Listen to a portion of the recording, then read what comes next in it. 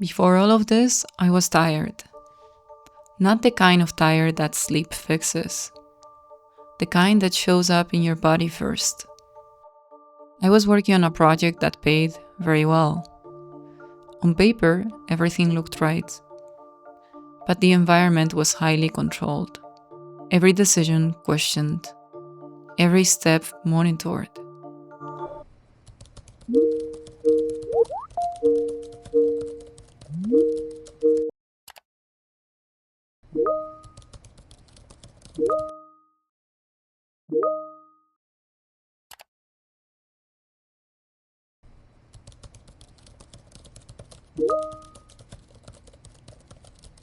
Getting sick regularly.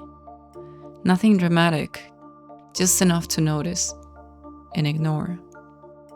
The money made it easy to do that. Comfort has a way of muting signals. Earlier this year, I went to Asia for a different reason. My dad was in the hospital. We were told he might not make it. I told work what was happening. There was concern and support.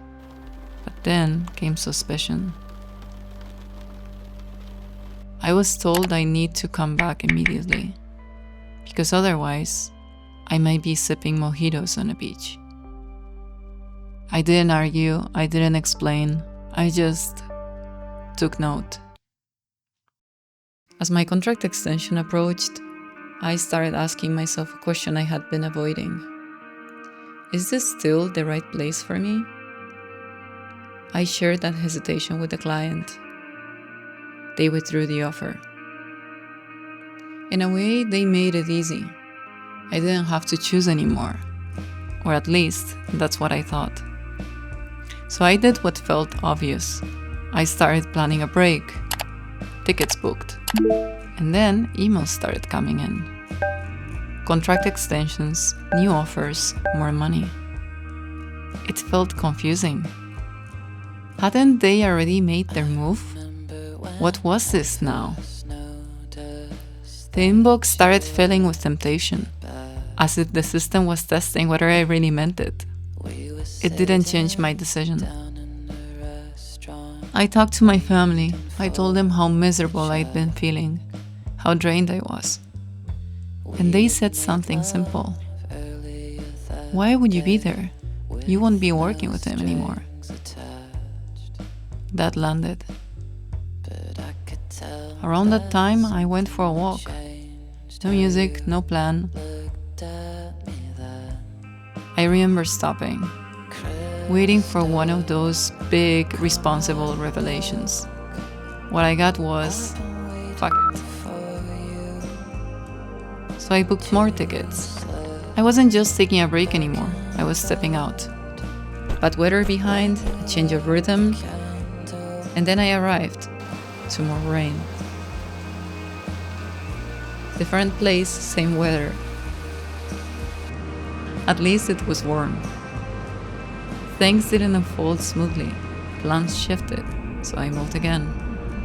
Once the break started, it didn't arrive as silence. It arrived as unfamiliar mornings. And on the lower side, you're dancing with me now. And I'm taking pictures of you. Different beds, different showers, no routine to fall back on. At first, that felt refreshing. Then the patterns returned. And then, boredom. Not the dramatic kind, just empty space. The instinct to fill it was strong. The phone, notifications, but sometimes I didn't. And without that distraction, everything else came forward. Small problems, delays, things breaking, tasks taking longer than they should. Nothing catastrophic, just friction. There were moments that cut through the noise, standing in a place where years ago everything was taken away. Quiet, ordinary, it grounded me. Not because of fear, but because it reminded me of scale. Later, they were moments of vulnerability. At night, on a boat, everyone else had left. It was just my brother and me. Lying down, relaxed, nothing to do. Then I heard something in the water. When I looked up, there were people outside the window, looking in. I asked, "What are you doing?" They turned on the engine and disappeared into the night. A few minutes later, we saw them again, on the next boat. This time, they went in. The night didn't turn dramatic, but it stopped being abstract. It reminded me how thin the buffer is when routine disappears. The break wasn't peaceful, but it was real. At some point, I stopped trying to make the experience behave. I stopped optimizing. I let things not work. Not clarity, not answers, just presence. One of the days I visited the Emirates Palace. Years ago, I stood there to present an event. The first time I ever spoke on YouTube. I remember being frozen. Standing there now, 13 years later, felt different. Just a milestone being met.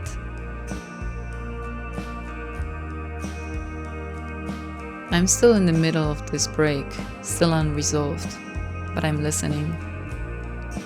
To my body, to my attention, to what happens when the noise fades. And for now, that's enough.